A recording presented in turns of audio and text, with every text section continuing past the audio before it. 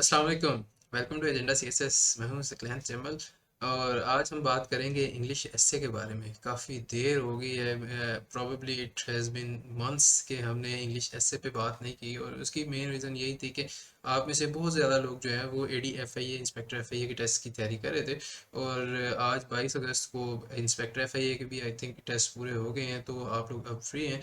So let us talk about English essay, क्योंकि काफ़ी सारे लोगों का सीएसएस स्पेशल एग्जाम आ रहा है, उसके हवाले से भी हमने एसे की तैयारी करनी है। और इसके अलावा सीएसएस पीएमएस की जनरल जो तैयारी आपकी चलती रहती है, सीएसएस के भी एग्जाम्स ऑफ कोर्स आपके फरवरी में भी या मार्च के स्टार्ट में आ जाने, तो उसके लिए भी हमें तैयारी करनी चाहिए, इंग्लिश एसे की तैयारी करनी चाहिए। तो आज हम बात करेंगे लिटरेरी एसेस के बारे में। काफ़ी सारे लोगों को मुझे पहले भी मैसेजेस आ रहे थे कि सर आप इंग्लिश एसे कब स्टार्ट कर रहे हैं या उसकी वैल्यूएशंस कब स्टार्ट कर रहे हैं, उसकी वीडियोस कब आएंगी। तो अब आना शुरू हो गई हैं। और इसके अलावा एक बहुत बड़ी क्यूरी आपकी ये थी कि मैंने यही एफआईए की वीडियोस या मैथ्स की वीडियो से पहले आपसे प्रॉमिस किया था, आपको बताया था कि हम लिटरेरी एसेस पे या जनरल एसेस के ऊपर थोड़ा सा ज़्यादा फोकस करेंगे, क्योंकि अब सीएसएस का ट्रेंड चेंज हो रहा है।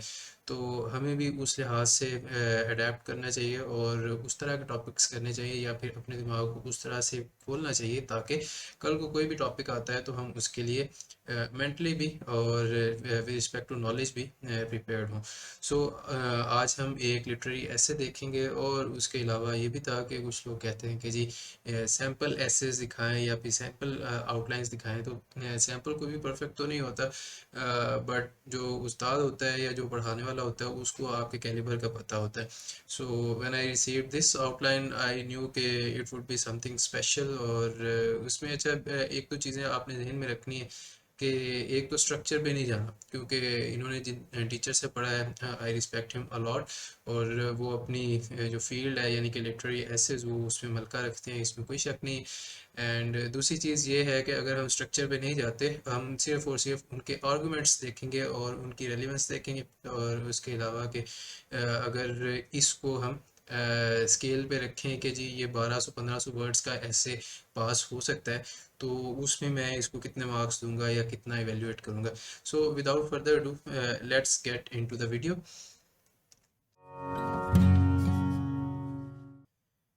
जी, हमारा टॉपिक है जी द प्लेयर्स ऑफ रीडिंग। ठीक है जी, ये लिटरेरी टॉपिक है, ऑफ कोर्स आपको डायरेक्टली नज़र भी आ रहा है, थोड़ा जेनेरिक है ये, ऐसे नहीं है कि आपके कॉज इफेक्ट सोल्यूशन वाले ये पैटर्न पे चलेगा या फिर आपने उसके डूज एंड डोंट्स वगैरह देने, इस तरह का नहीं है। इसमें आपकी आर्गुमेंटेशन आती है। तो नेचुरली है कि जो प्रॉब्लमेटिक एसेस हैं या जो थोड़े से लंबे एसेस होते हैं, थोड़े आर्गुमेंटेटिव जनरली जो होते हैं, उनमें हम एक्सपेक्ट करते हैं कि जी एटलीस्ट 2000 वर्ड्स या फिर 1800 वर्ड्स का ऐसे लाजमी होना चाहिए, क्योंकि उसमें आपको बहुत ज़्यादा सोचना नहीं पड़ता और आर्गुमेंट्स क्रिएट नहीं करने पड़ते। लेकिन आपके एग्जामिनर को इस चीज़ का भी आइडिया है कि जी अगर कोई बच्चा लिटरेरी ऐसे अटैम्प्ट करता है तो he must have some arguments, और उन आर्ग्यूमेंट्स को क्रिएट करने के लिए, लिंक्स क्रिएट करने के लिए, उसकी रेलिवेंस मेंटेन करने के लिए उस बंदे को टाइम भी चाहिए होगा। और ऑब्वियसली फिर उसमें अगर उसने क्वालिटी मेंटेन रखनी है तो उसकी लेंथ थोड़ी सी छोटी हो जाएगी। तो एक तो आपने इसके स्ट्रक्चर पे और इसकी लेंथ पे नहीं जाना, आपने इस ऐसे में, इस आउटलाइन में इसकी रेलिवेंस पे और इसके आर्गुमेंट्स के ऊपर फोकस करना है। मैं भी फोकस करूंगा, मैं ट्राई करता हूँ कि जितनी गलतियाँ निकाल सकूँ वो निकाल दूँ, और देखते हैं कि ये ऐसे क्या मुझे पसंद आता है कि नहीं आता। तो इसकी आउटलाइन है जी हमारे पास द प्लेयर्स ऑफ रीडिंग की। थोड़ा सा इसको नीचे कर लें, आउटलाइन। अच्छा जी, introduction. Reading is a source of self realisation for individuals. बिल्कुल ठीक है जी, पहला आर्ग्यूमेंट आ गया आपका। इसमें आई थिंक पहले ये इंट्रोडक्शन लिख देंगे, उसके बाद जो है हर एक जो जो पॉइंट दिया हुआ है, मेरे लिए तो आइडियल ये था कि 1 2 3 4 वगैरह जो है इनको आप थोड़ा सा हाईलाइट कर दें, लाइक मार्कर से लिख दें। इसी तरह इंट्रोडक्शन जो है उसको नंबर 1 कर दें और नीचे नंबर 2 से आप आर्गूमेंट्स वगैरह अपने स्टार्ट कर लें।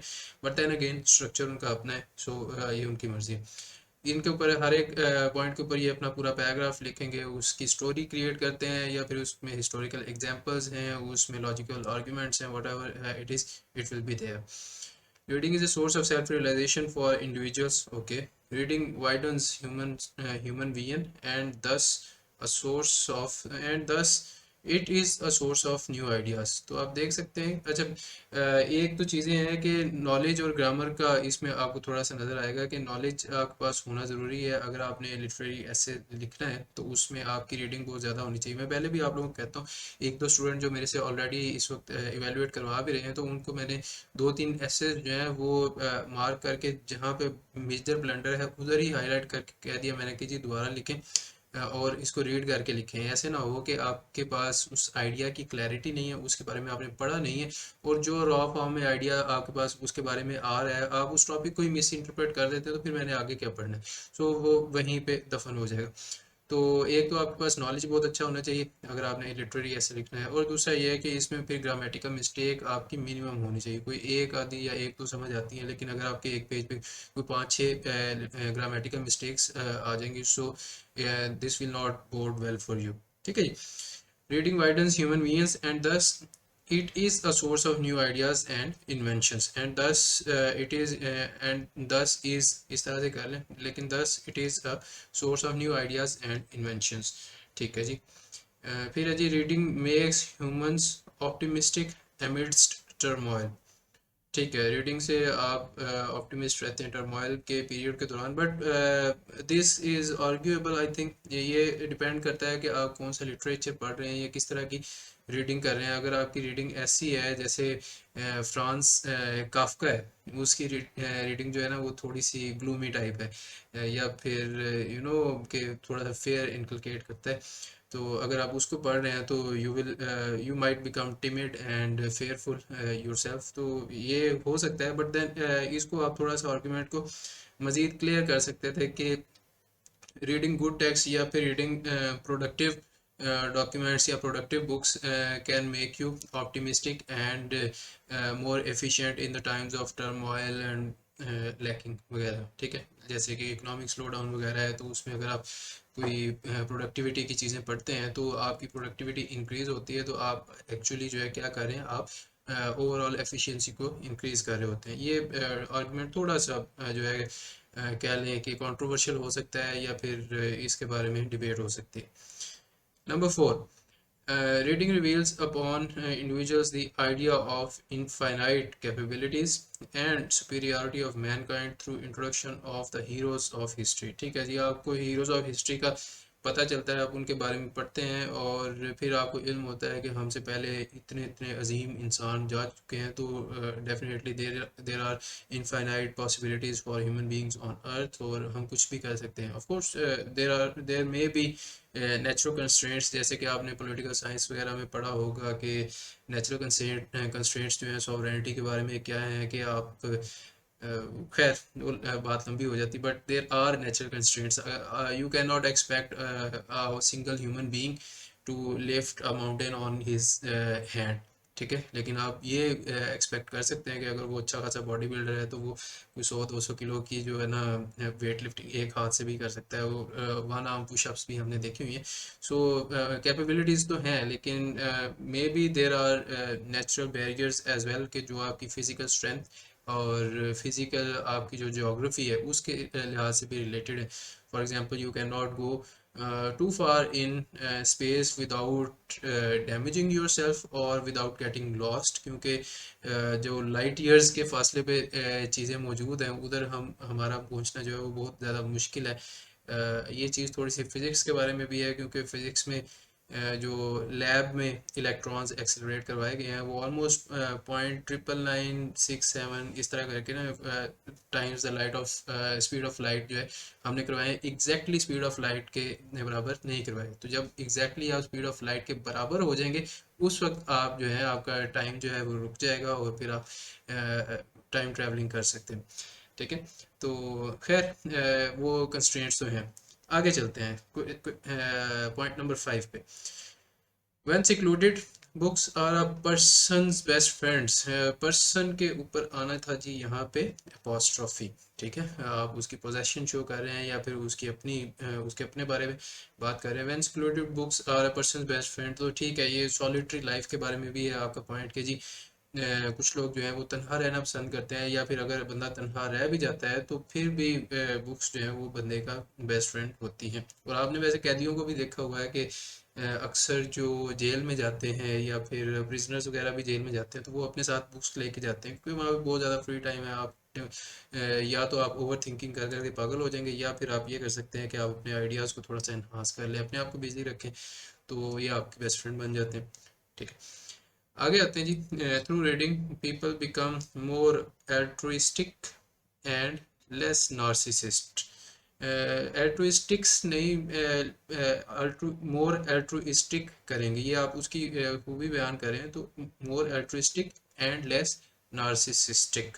ठीक है, बस, या नार्सिसिस्ट, बस, दैट्स इट, कि आप उसकी खूबी के बारे में बात करें। आप मज़ीद दोबारा एल्ट्रुइस्टिक्स ना करें, उसके बाद मज़ीद लोगों की उसको दोबारा लोगों की फॉर्म में डिफाइन ना करें, आप उसकी खूबी की फॉर्म में उसको बता सकते हैं। रीडिंग से जनाब लोग एल्ट्रुइस्टिक बनते हैं, दूसरों की मदद करने वाले, और नार्सिसिस्ट के जो सेल्फ सेंटर्ड होते हैं, जो बहुत ज़्यादा अपने आप से सेल्फ लविंग जिनको आप कहते हैं, अक्सर लोग होते हैं। वैसे ये खैर नार्सिसिज्म आई थिंक एक मेडिकल कंडीशन भी है, या लोग कहते हैं कि ये एक बीमारी भी होती है, तो इससे बचना चाहिए। The culture of reading provides a society with enlightened citizens and emboldened yet constructive intelligentsia. Let me just check, ये आपको नज़र नहीं आ रहा?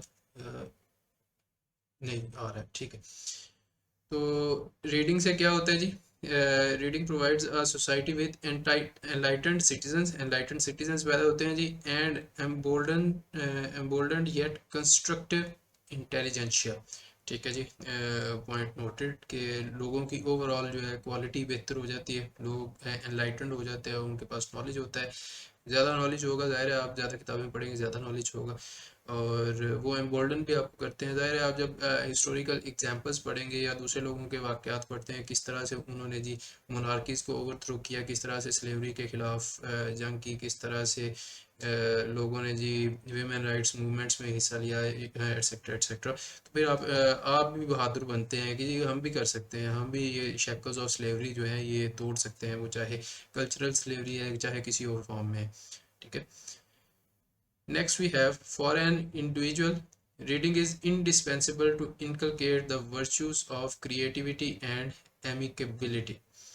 अच्छा जी, एक इंडिविजुअल के लिए क्या है, सॉरी, पॉइंट नंबर 8 हमारा रह गया था। Love for books is a source of harmony for society. ठीक है जी, ज़ाहिर है, जब आप ज़्यादा किताबें पढ़ते हैं एज अ सोसाइटी तो आपके आइडियाज़ शेयर होते हैं, you get to know the perspectives of other people, और उनके पर्सपेक्टिव्स जानने से, दूसरों के बारे में इंफॉर्मेशन होने से, you are more harmonious as a society. ठीक है, फिर point number 9, for an individual reading is indispensable to inculcate the virtues of creativity and amicability। बिल्कुल ठीक है कि वो कुएं के मेंढक की तरह नहीं रहता बंदा, अगर बंदा किताबें पढ़ता है तो डेफिनेटली उसमें क्रिएटिविटी भी आती है, out of the box ideas सोचने का मौका मिलता है, और वो दूसरों का भी ख्याल करता है, मज़ीद दोस्ती वाला रवैया हो जाता है, amicable basically. Reading also evokes a sense of gratification and productivity. ठीक है जी, तो एक ये जो पॉइंट नंबर 9 है, आई थिंक इसका, और जो न्यू आइडियाज़ वगैरह वाले पॉइंट नंबर 2, इसमें थोड़ा सा मुझे ओवरलैप लग रहा है, बाकी ओवरऑल ये आउटलाइन बहुत अच्छी है।